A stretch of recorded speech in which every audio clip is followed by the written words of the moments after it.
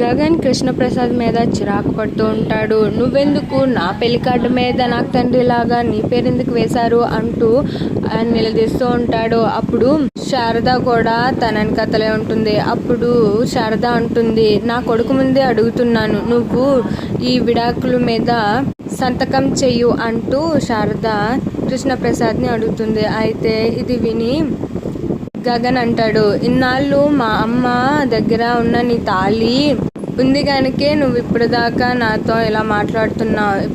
ఇప్పుడు నుంచి ఇంకా నువ్వు నా తండ్రి కాదు, మా అమ్మే నీకు విడాకులు తీసుకోమంటుంది కాబట్టి నువ్వు ఈ విడాకుల మీద సంతకం చెయ్యు అంటూ అంటాడు. అయితే గగన్ కృష్ణప్రసాద్ని ఫోర్స్ చేస్తూ ఉంటాడు. అప్పుడు కృష్ణప్రసాద్కి కోపం వచ్చి గగన్ని గట్టిగా కొట్టేస్తాడు. కొట్టగానే నువ్వు కావాలనుకుంటే నన్ను కొట్టురా, ఈ బంధం విడిపోయే బంధం కాదు అంటూ అరుస్తూ చెప్తాడు.